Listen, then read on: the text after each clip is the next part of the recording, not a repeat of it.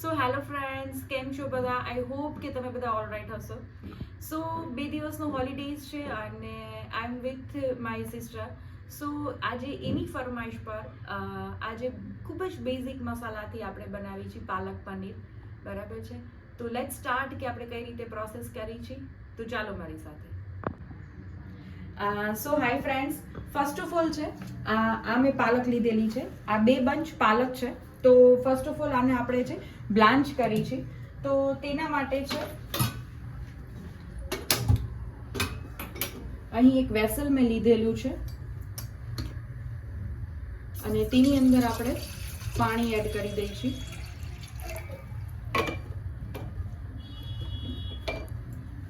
આપણે છે પાણી ગરમ. સો ફ્રેન્ડ્સ, પાણી ગરમ થાય મીનવાઇલ છે આપણે એક ગ્રેવી પ્રિપેર કરી છે. તેના માટે અહીં મેં 2 નંગ ટમેટા, 2 નંગ ડુંગળી, લસણ, આદુ અને એક મરચું લીધું છે. તો ફર્સ્ટ કઢાઈમાં છે અરાઉન્ડ 1 ટીસ્પૂન જેટલું છે આપણે તેલ એડ કરી છે અને મીનવાઇલ છે આપણું પાણી છે એ બોઇલ થવા આવ્યું છે. તો હવે આપણે છે એ પાલકને આ સ્ટેજે છે આમાં એડ કરી દઈશું. અને ફ્રેન્ડ્સ, પાલકને છે આપણે જસ્ટ બ્લાન્ચ જ કરી છે, આપણે તેને છે એ બાફતા નથી. અને બ્લાન્ચ કરી એટલે એનો કલર છે એઝ ઇટ ઇઝ છે એ જળવાઈ રહે અને ગ્રીનિશ કલર છે એ રહે છે. ફ્રેન્ડ્સ, અહીં મેં છે એ ફ્રેશ પનીર લીધેલું છે અને આ ફ્રેશ પનીર છે એ અરાઉન્ડ 200 ગ્રામ મેં પનીર લીધેલું છે.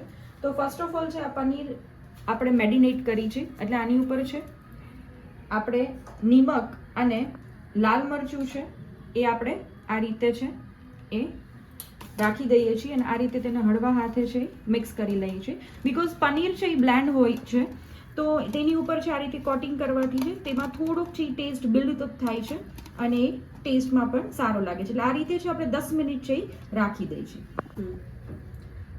સો ફ્રેન્ડ્સ, તેલ ગરમ થાય ત્યાર પછી એની અંદર 1 ચમચી જીરું, હિંગ અને પિંચ ઓફ છે આપણે હળદર એડ કરી છે અને લસણ અને આદુને છે એ આપણે એડ કરી દઈશું અને આ સ્ટેજે છે આપણે ડુંગળી પણ એડ કરી દઈશું.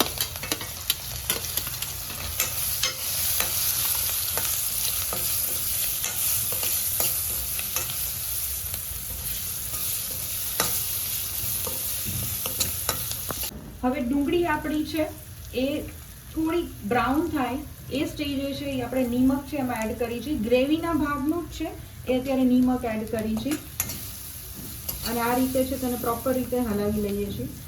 આમાં એક વાતનું ખાસ ધ્યાન રાખવાનું છે કે જે આપણે ડુંગળી એડ કરેલી છે એ થોડી પિંકિશ નહીં પણ બ્રાઉન કલરની થાય ત્યાર પછી જ આપણે એમાં છે ટમેટો એડ કરી છે. મીનવાઇલ તેની અંદર 1 ચમચી જેટલું લાલ મરચું પાવડર છે એ હું એડ કરી દઉં છું જેથી કરીને તેનો કલર છે એ સરસ પકડાઈ જાય અને આપણા મસાલા છે એ બધા તેલમાં છે એ બ્લેન્ડ થઈ જાય. તો ફ્રેન્ડ્સ, તમે જોઈ શકો છો કે આપણી ડુંગળીનો જે કલર છે એ બ્રાઉન થવા આવ્યો છે. આ સ્ટેજે છે આની અંદર ટમેટા છે એ હું એડ કરી દઉં છું અને ટમેટા છે મેં રફલી ચોપ જ કરેલા છે બીકોઝ આની આપણે છે એન્ડ ટાઈમ આપણે એને ટેસ્ટ જ કરીશું. તો ફ્રેન્ડ્સ, આપણી પાલક છે એ બ્લાન્ચ થઈ ગઈ છે. આ સ્ટેજે આપણે ગેસની ફ્લેમ ઓફ કરી અને આને છે એનું પાણી છે એ કાઢી લઈએ છીએ.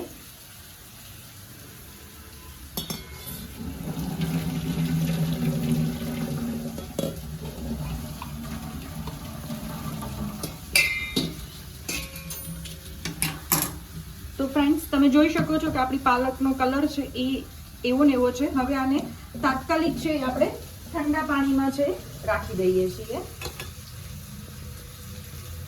ઠંડા પાણીમાં એડ કરવાથી એનો કલર છે એ એઝ ઇટ ઇઝ રહે છે. તો 2 મિનિટ માટે છે આને ઠંડા પાણીમાં રાખી દઈએ છીએ. અને આ ગ્રેવીની અંદર મેં થોડું પાણી એડ કરેલું છે અરાઉન્ડ હાફ ગ્લાસ જેટલું જેથી આપણા મસાલા છે થોડાક બળી ના જાય અને આને છે હવે 2 થી 3 મિનિટ માટે છે આપણે પકાવવા દઈશું. ફ્રેન્ડ્સ, હવે છે આ પાલકને છે એ આ રીતે આપણે લઈ અને આને મિક્સરમાં છે એ પેસ્ટ કરી લઈશું. ઠંડા પાણીમાં એડ કરવાથી છે એ પાલક થોડીક સોફ્ટ બી થઈ જશે અને colour be as it is રહેશે. ફ્રેન્ડ્સ હવે છે એ પાલકની પ્યુરી છે એ આપણે રેડી કરી છે. થોડીક ગરમ છે એટલે જાળવીને કરવાનું.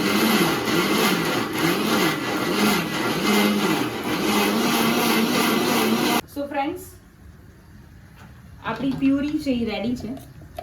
સી ધ કલર, આપણો કલર છે એઝ ઇટ ઇઝ છે એ છે. હવે આપણે એક છે બાઉલમાં ટ્રાન્સફર કરી લઈએ આને.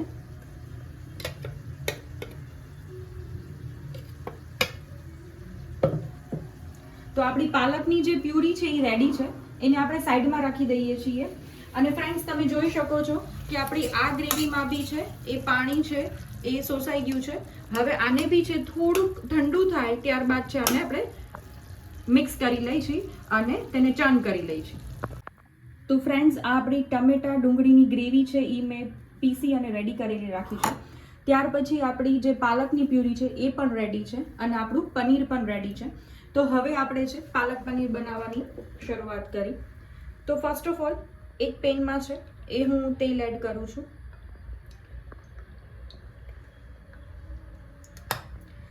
મોટી 4 થી 5 ચમચી મેં તેલ એડ કરેલું છે. સો ફ્રેન્ડ્સ તેલ ગરમ થાય ત્યાર પછી પિંચ ઓફ જીરું, હિંગ અને હવે આપણે છે એ હળદર એડ કરતા નથી અને ડાયરેક્ટ છે આ ટમેટો અને ડુંગળીની ગ્રેવી છે એને આપણે એડ કરી દઈશું. ફ્રેન્ડ્સ આ આપણી ગ્રેવી છે એ રેડી થાય છે. મીનવાઇલ તેની અંદર છે અરાઉન્ડ 1 ચમચી જેટલું હું ધાણા જીરું પાવડર એડ કરું છું અને અડધી ચમચી હું આ ગરમ મસાલો છે એ આપણે એડ કરી દઈશું. આમાં આપણે બીજા સ્પાઇસીસ એડ નથી કરતા, લાલ મરચું કે ગમે એ સ્પાઇસીસ એડ નથી કરતા તીખાસ લઈ આવવા માટે. એક ખાલી આપણે ગ્રીન મરચું અને ગરમ મસાલો છે એનો જ આપણે ઉપયોગ કરીએ છીએ. તો આ ગ્રેવીને છે પ્રોપર રીતે છે આપણે કૂક કરી દઈએ છીએ. ફ્રેન્ડ્સ તમે જોઈ શકો છો કે આપણું તેલ છે એ છૂટું પડવા લાગ્યું છે. હવે આ સ્ટેજે આપણી પાલકની ગ્રેવી છે એ આપણે એડ કરી દઈએ છીએ અને તેને મિક્સ કરી લઈએ છીએ.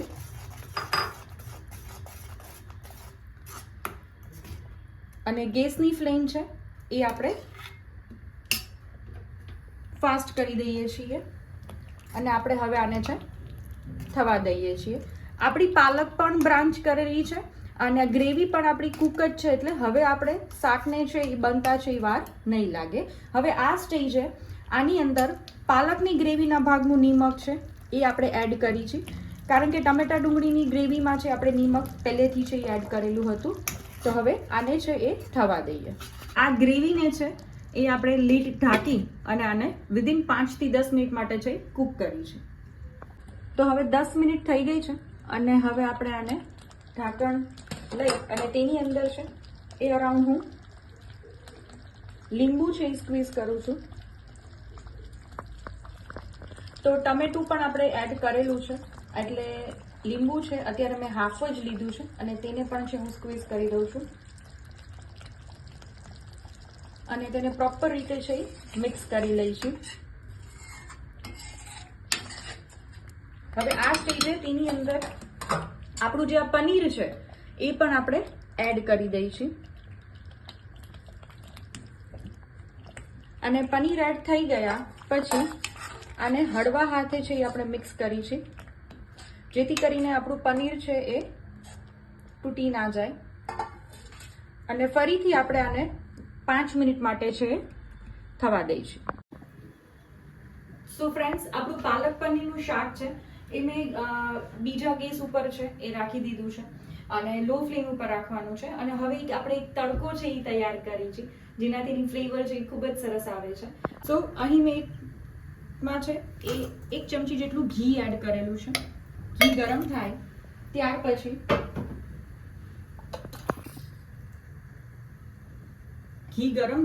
ત્યાર પછી તેની અંદર અહીં મેં 1 થી 1.5 ચમચી જેટલું લસણ છે એ લીધેલું છે. તેને આપણે છે સાતરી લઈએ છીએ. થોડુંક બ્રાઉન કરી છે આને જેથી કરીને એનો ટેસ્ટ છે એ ખૂબ સરસ આવે. અને તેની અંદર આ સ્લીટ કરેલું લાલ મરચું છે એ પણ એડ કરું છું અને પિંચ ઓફ લાલ મરચું પાવડર પણ આપણે એડ કરી દઈએ છીએ જસ્ટ ફોર કલર માટે. તો તમે જોઈ શકો છો કે આપણો જે તડકો છે વઘાર છે એ રેડી છે. હવે આને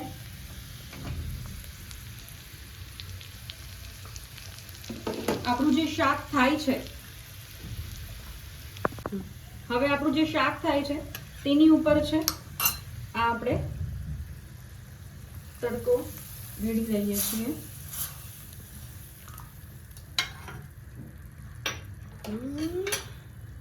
તો ફ્રેન્ડ્સ, તમે જોઈ શકો છો કે આપણું પાલક પનીરનું શાક છે એ ખૂબ જ સરસ રીતે છે, ઘરના બેઝિક મસાલાથી છે એ તૈયાર છે.